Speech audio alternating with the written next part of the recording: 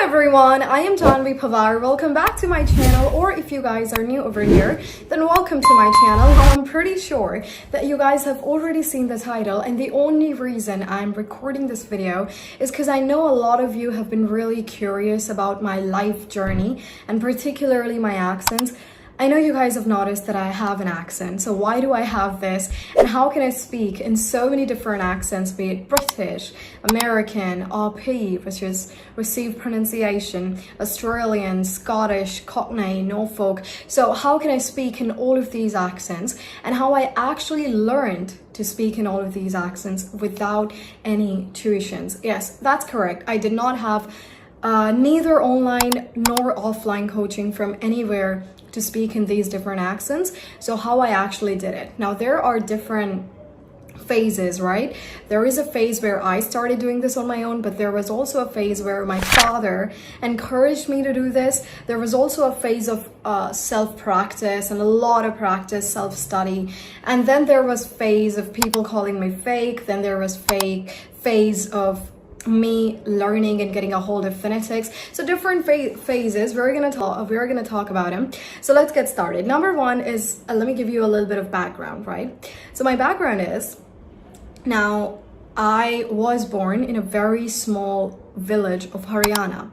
And currently I also live in a very small town of Haryana. So yeah, that's about it. Everybody in my family talks in Haryanvi, be it my mother, my father, and my uncles, my aunts, my grandmother. So everybody used to talk in Haryanvi. They still do. So what happened? My father, he always knew the importance of English, the importance of the language English. He knew if you know this language, then you're able to articulate your thoughts well in a bigger place, not like, when you're in conversation with friends or anyone, but when you're in a company, when you're in an MNC, when you try to make yourself, when you try to grow yourself to an international level. So you need English there. So my father always knew the importance. Now he wanted me to be fluent in English, considering from where I am, people don't even talk in Hindi, right? I mean, we at our home, even we don't talk in Hindi, so let alone English, because English is a huge deal for us. So what he started doing, he actually started conversating with me in English.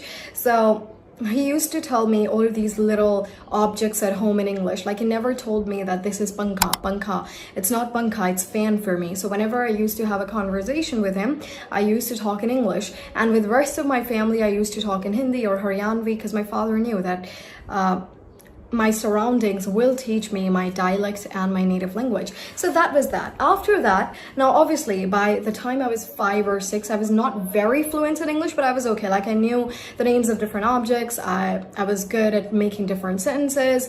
Yeah, so I was doing good. Basic English, I had that. But after that, I actually needed mastery. Now, obviously, someone who is 5 or 6 would not know what mastery is. I just knew that I had to do it. Whatever I was doing, that was my job. So it was all very natural. Now we started going to different places, these different institutes. Now I'm pretty sure, I know you guys have been to metropolitan cities. Some of you may live in metropolitan cities. So over there are a lot of these English institutes. So my father and I used to go to these institutes so that somebody can tutor me. But everybody used to say, oh, she's just a little girl, we can't teach her, or, that's not gonna happen, she's too small for now. And then my father used to say, so what if she's small? She can still do it. I mean, she has the potential. So nobody actually took me in. So now for my English practice, because obviously English is all about skills, a language is all about practice. Now I need to have someone except my father with whom I can practice. So what my father did, then he started taking me to these places like Red Fort, India Gate, so these monuments. Now Delhi is like 80 kilometers away from where I live. So we used to travel on the weekend, and then we used to go there. I used to meet foreigners and I used to catch them. My father always used to say, go talk with them. So I used to go talk with them like, hi, where are you from? I'm Janhavi. And they used to literally kneel, because I was small, right? So they used to kneel and they used to have a conversation with me. So the conversation lasted for like 3 minutes or 4 minutes. Then we used to find another stranger, a foreigner. Then I used to talk to that guy, and that's how I started practicing. After practicing, now something clicked. I used to ask my father, is that why are they skipping their T's? Why are they pronouncing their R in a weird manner? And this one is skipping his T's, this one is not. What's the matter? Now, obviously, my father also did not know, like, what's the matter? He just knew, oh, this is how these guys talk. But what is it? Like, why are they different? Why their way of speaking is different than ours? Why are they not pronouncing words correctly? Because for us, this was the correct pronunciation. Indian English was the correct pronunciation. I was like, okay. So my father said, these people, they are native speakers. Like, their ancestors created English. I was like, okay. So English is not our language, it's theirs. So I was like, so English is meant to be spoken their way, basically, because it's their language. I mean, nobody's going to appreciate a Japanese guy talking in Hindi with a Japanese accent. So I thought, why not learn this? Then again, the cycle started. Now, this is phase 2 of tuitions and stuff. Now, again, the cycle started, and we started going to these different institutes again. Is that, please, we need some coaching. I need someone to tutor me. By that time, I was 8.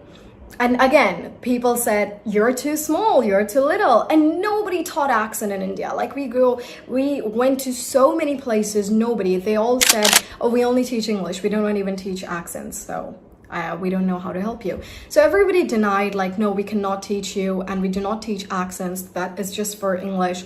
And some people even used to say, oh, she's already fluent, so she doesn't really need to learn more. But I had that curiosity, like, no, I really need to learn these accents. Now what happened, in order to practice, now my father always knew if I'm gonna listen, so my speaking will improve. I always say this in my videos, if you're a good listener, that means you will become a good speaker, as long as you're practicing well. So what we did, my father, he subscribed to a BBC news channel, a CNN news channel, and then every single day I used to watch the news hour, or like the prime time, for 1 hour. One day on BBC, the next day on CNN. So on alternate days, I used to watch British and American news. So BBC was for a British accent and CNN was for American accent. Now, this is also the time when I grew very fascinated by the idea of news anchoring.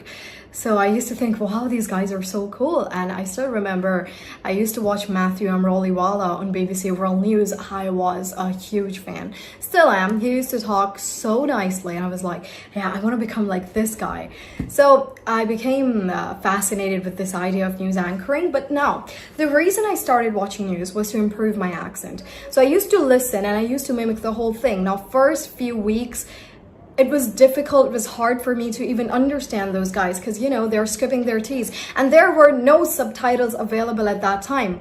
Because when I was 8, it was in 2011. I was born in 2003, November 2003. So I was 8 and there were no subtitles available. I had to just listen very, very clearly, you know, with the utmost focus. I used to listen to those guys.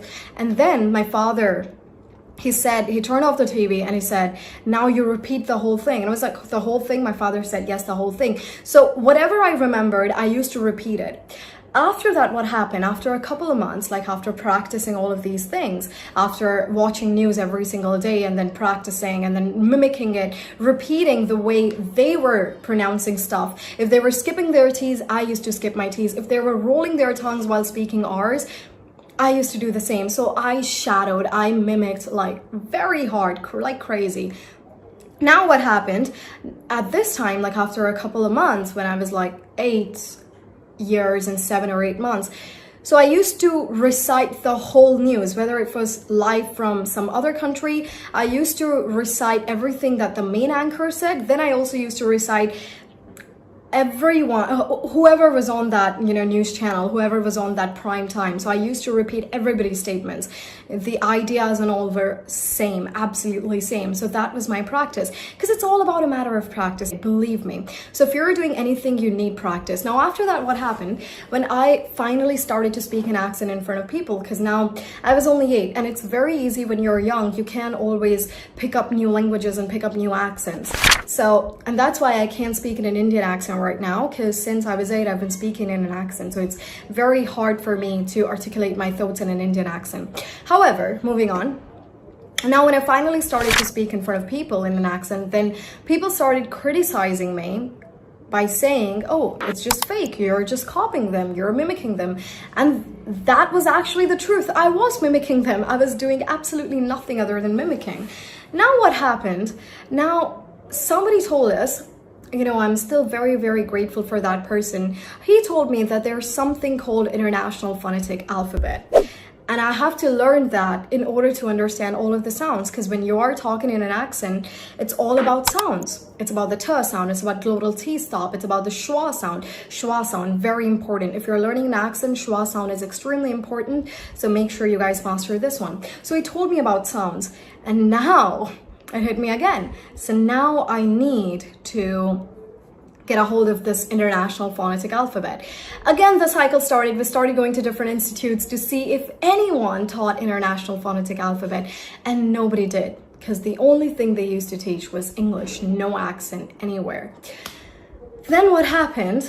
We got a chart, we got online, searched some videos, and then there it was, International Phonetic Alphabet. And at that time, not a lot of people were teaching English. There were only like very few, maybe 5 or 6. I had my favorite teachers at that time. And Rachel's English, she helped me a lot with my American accent.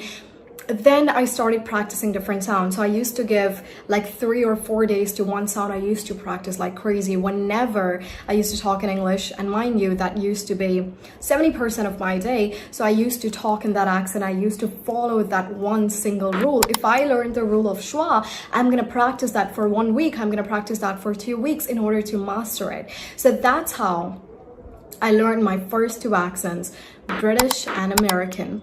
After learning British and American, finally becoming the master, I went on to a news channel. There I taught about phonetics and became the Wonder Girl of India.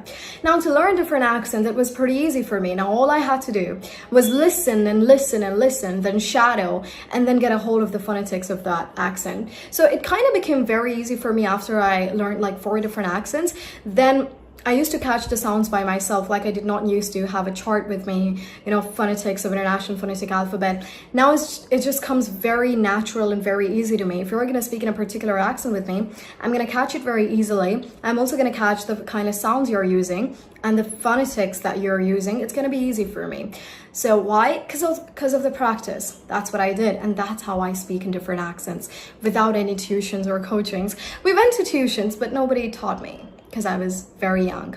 And another reason, because they did not teach accent. I don't know if there is anyone right now who teach accents like offline, but when I was 7, 8, 9, 10, 11, nobody did.